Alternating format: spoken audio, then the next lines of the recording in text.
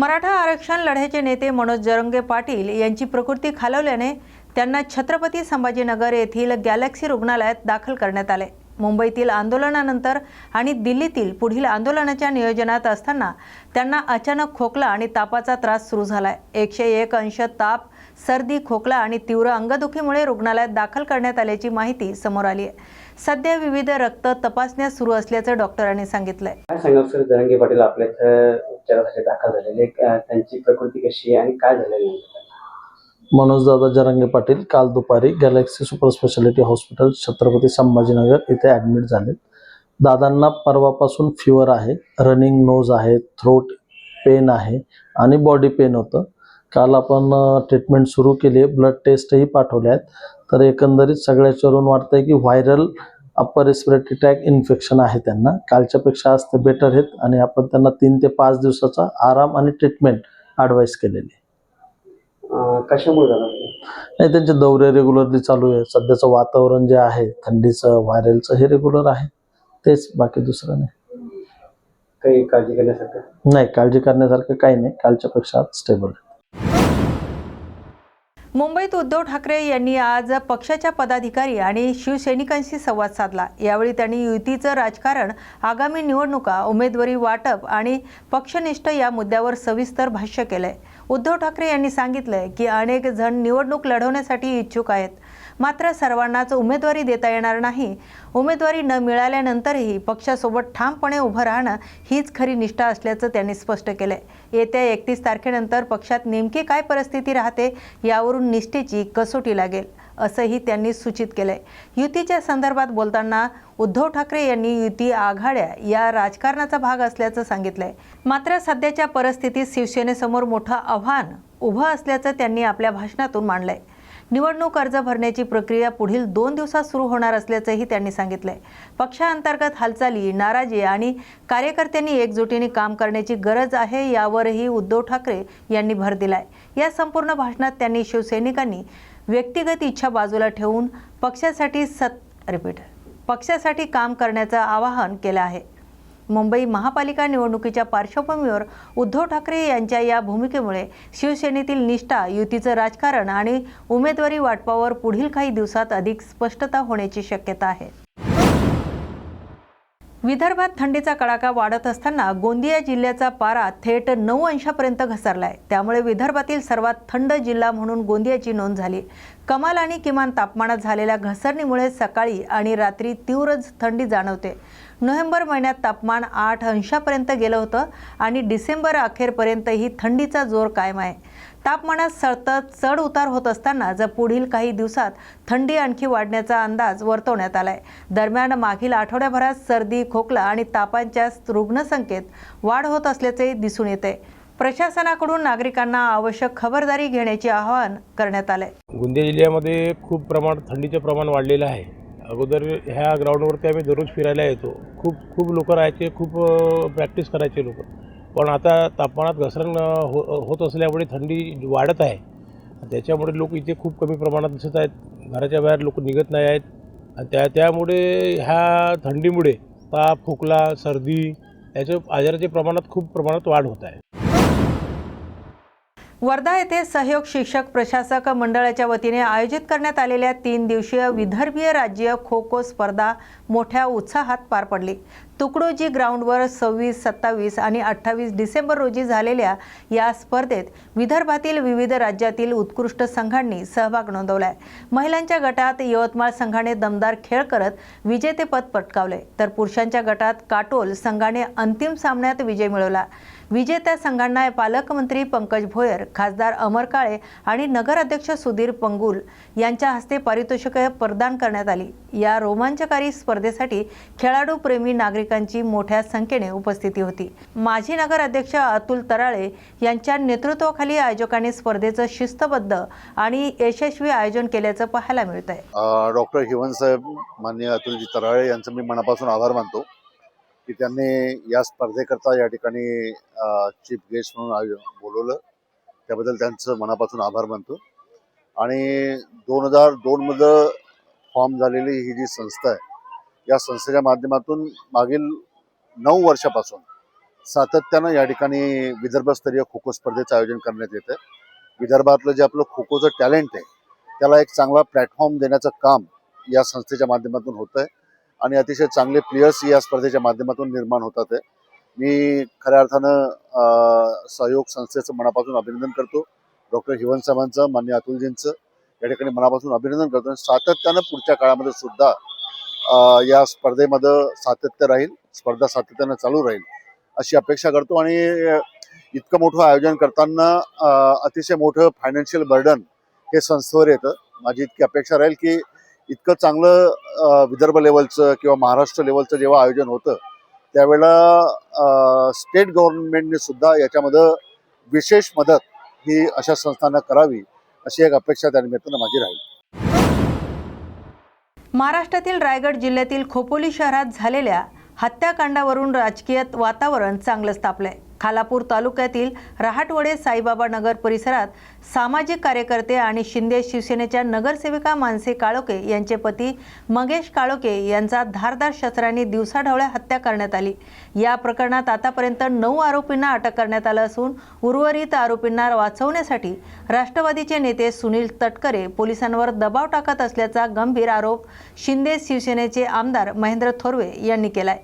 सर्व आरोपींना अटक करून त्यांच्यावर मोका अंतर्गत कार्यवाही करण्यात यावी या मागणीसाठी 29 डिसेंबर 2025 रोजी साईबाबा नगर ते खोपोली पोलीस स्टेशनपर्यंत मोर्चा काढण्यात येणार असल्याची माहिती देण्यात आली. दरम्यान स्वर्गीय मंगेश काळोखे यांना साईबाबा नगर येथे श्रद्धांजली अर्पण करण्यात आली. 26 तारखेला मंगेश काळोखे हा माझा अतिशय जवळचा सहकारी यांची क्रूरपणे निर्गुणपणे हत्या करण्यात आलेली आहे. त्यानंतर आज जवळजवळ 3रा दिवस आहे. 7 ते 8 आरोपी पोलिसांनी त्या ठिकाणी अटक केलेली आहे. CCTV मध्ये मारणाऱ्यापैकी 3 आरोपी त्या ठिकाणी अरेस्ट करण्यात आलेले आहेत. या संदर्भात जी संपूर्ण तक्रार मंगेशच्या परिवाराने या ठिकाणी देण्यात आलेली आहे. राष्ट्रवादीच्या कार्यकर्त्यांनी पराजयाचा वचपा म्हणून मंगेशची निर्गुणपणे हत्या करण्यात आली.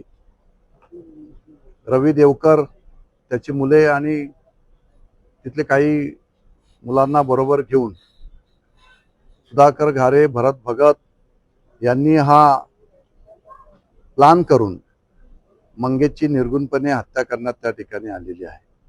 आज 6 का 7 आरोपी, 8 आरोपी जवळजवळ कोर्टामध्ये हजर केलेले आहेत. 5 जानेवारीपर्यंत त्यांना पोलीस कस्टडी त्या ठिकाणी घेण्यात आलेली आहे. परंतु जे ह्यातले मुख्य आरोपी आहेत हे अजून फरार आहेत. त्यांचं प्लॅनिंगमध्ये त्या ठिकाणी त्यांनी केलेलं आहे.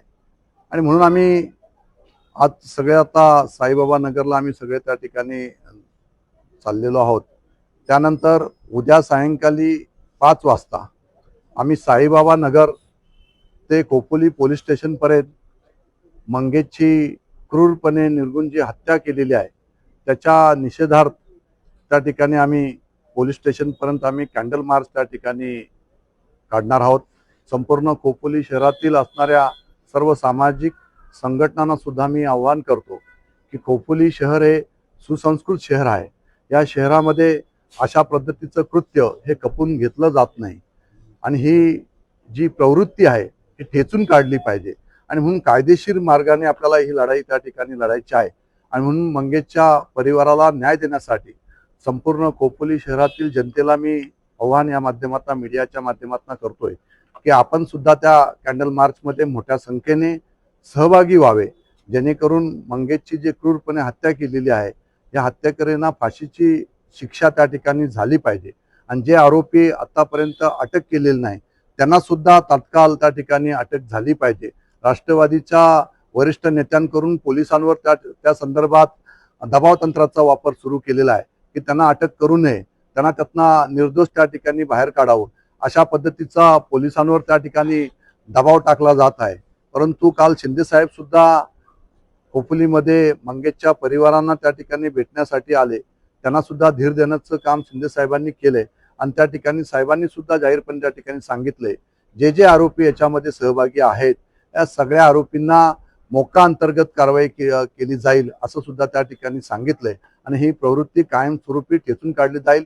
फास्ट ट्रॅकवर ही केस चालवली जाईल असं सुद्धा सांगितले. स्पेशल पीपी आपण त्या ठिकाणी नेमण्यासाठी आम्ही त्या ठिकाणी सांगितलेलं आहे आणि या माध्यमातून लवकरात लवकर हे सर्व आरोपी अरेस्ट झाले पाहिजेत.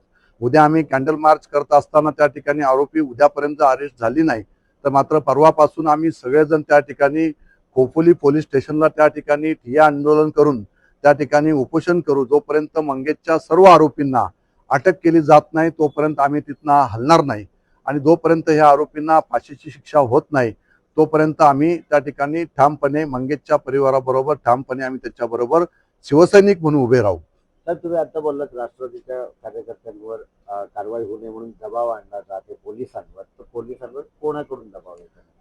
राष्ट्रवादीचे प्रदेशाध्यक्ष सुनील तटकरे हे काल सुद्धा कर्जतमध्ये त्या ठिकाणी आलेले होते आणि आपण पाहताय की राष्ट्रवादीचे प्रदेशाध्यक्ष सुनील तटकरे झाल्यापासून महाराष्ट्रभर ज्या ज्या घटना त्या ठिकाणी घडलेल्या, बीडची संतोष देशमुख हत्याकांड घडलं त्याच्यामध्ये सुद्धा धनंजय मुंडेचे सगळे लोक त्या ठिकाणी होते. पण त्याच धनंजय मुंडेला वाचवण्याचं सुनील तटकरे आतोनात प्रयत्न त्यावेळेस करत होते. त्याच्यानंतर आपण पाहिलं की तो सूरज चव्हाण त्यांनी सुद्धा हिंदू संघटनेच्या एका पदाधिकाऱ्याला मारहाण केलेली होती, त्याला सुद्धा वाचवण्याचं काम सुनील तटकरे करतायत आणि आज इथे सुद्धा कर्जतमध्ये सुधाकर घारे, भरत भगत यांना सुद्धा वाचवण्याचं काम सुनील तटकरे त्या ठिकाणी करत आहेत. काल तर इन्व्हेस्टिगेशन पूर्ण न झाले असताना सुद्धा त्यांनी त्या ठिकाणी सांगितलं की या सुधाकर घारेचा कोणताही हात नसू शकणार असं त्या ठिकाणी सांगितलेलं आहे. आणि मग हे सगळं कृत्य जे सुनील तटकरे या ठिकाणी दबाव तंत्राचा वापर करून करत आहेत. खरं तर हे ज्या सगळ्या जर आपण महाराष्ट्रातल्या केसेस पाहिल्या तर आमच्या रायगडमध्ये सुद्धा सुनील तटकरेच्या रूपाने आका तयार झालाय की काय असं आता आम्हाला त्या ठिकाणी वाटायला लागलेलं आहे. आणि म्हणून आम्ही सगळेच आमदार, मी सगळ्या आमदारांशी आमच्या शिवसेनेच्या चर्चा करतोय की आम्ही सगळेच आपण या 2 दिवसामध्ये आम्ही देवेंद्रजी फडणवीस साहेबांना, मुख्यमंत्र्यांना त्या ठिकाणी भेटणार आहोत, उपमुख्यमंत्री शिंदे साहेबांना भेटणार आहोत आणि यांच्या सगळ्यांच्यावर कठोर कारवाई केली पाहिजे असं आम्ही त्या ठिकाणी त्यांना त्या ठिकाणी सांगणार आहोत. साहेब, आता जी पदाधिकाऱ्यांची बैठक झाली आपल्या इथे खोपोली कालापासून, काय त्यांना आदेश देण्यासाठी काय मार्गदर्शन? की ज्या पद्धतीने काल क्रूरपणे मंगेशची हत्या झालेली आहे, पदाधिकाऱ्यांना धीर देण्याचं काम आम्ही शिवसैनिक म्हणून त्या ठिकाणी एकत्रपणे आलो पाहिजे. मंगेशची जी हत्या झालेली आहे त्याच्या परिवाराला आपण सगळ्यांनी सपोर्ट त्या ठिकाणी एकत्रपणे त्या ठिकाणी केला गेला पाहिजे. जोपर्यंत हे सगळे आरोपी अटक केली जात नाही तोपर्यंत आपण त्या ठिकाणी मोर्चा स्वरूपात आंदोलन करून त्या ठिकाणी त्यांना जोपर्यंत अटक होत नाही तोपर्यंत आपण त्या ठिकाणी ठामपणे मंगेशच्या परिवाराबरोबर उभे राहिलो पाहिजेत. आणि म्हणून आता आम्ही सगळेच जण त्या ठिकाणी त्याच्या परिवाराला पुन्हा एकदा भेटण्यासाठी रोज माझे सगळे नगरसेवक असतील, नगराध्यक्ष असतील, सगळेच जण सातत्याने त्याचा पाठपुरावा करतील. जोपर्यंत यांना अटक केली जात नाही तोपर्यंत आम्ही ठामपणे त्या ठिकाणी मंगेशच्या परिवारावर उभे आहोत आणि कायमस्वरूपी पुढे सुद्धा यांना फाशीच्या शिक्षेपर्यंत पोहोचवलं जात नाही तोपर्यंत आम्ही सगळे शिवसैनिक त्या ठिकाणी शांत बसणार नाही. बांगलादेशमध्ये हिंदूवर होत असलेल्या अत्याचारांच्या निषेधार्थ मशाल मोर्चा आणि निषेध सभेचं आयोजन करण्यात आलंय.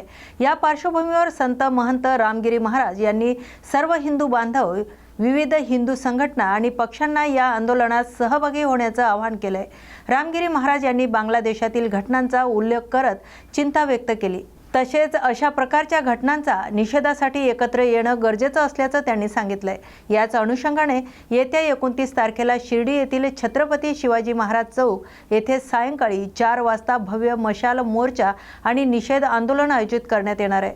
या आंदोलनात मोठ्या संख्येने नागरिक आणि संघटना सहभागी होण्याची शक्यता आहे. बांगलादेशामध्ये जो हिंदूंवर अत्याचार चालू आहेत, विशेषतः जो दीपू दास म्हणून मुलगा आहे त्याला जिवंत मारून आणि जाळण्याचा जो प्रयत्न केला, अतिशय गृहीत कृत्य बांगलादेशामध्ये चालू आहेत. गेल्या वर्षी सुद्धा आम्ही जे वक्तव्य केलं होतं हे बांगलादेशाला उद्देशूनच होतं. त्याचा खूप उहापोह केला गेला. पण खरोखर ती परिस्थिती आज जी आपण डोळ्यांनी पाहतोय, पुन्हा हा वाद उफाळलेला आहे. दुसरी महत्वाची गोष्ट, या बांगलादेशामध्ये घडलेल्या अत्याचाराच्या विरोधामध्ये पश्चिम बंगालमध्ये ज्यावेळेला हिंदूंनी मोर्चा काढला त्यावेळेला पोलिसांनी त्यांच्यावर कशा अत्याचार केले आणि अशा प्रकारे या कुकृत्याला असणारा निषेध म्हणून 29 तारखेला 29 डिसेंबरला शिर्डीला आणि छत्रपती शिवाजी महाराज चौक या ठिकाणी भव्य अशा प्रकारचं आंदोलन केलं जाणार आहे. त्या आंदोलनाला आम्ही उपस्थित असणार आहोत.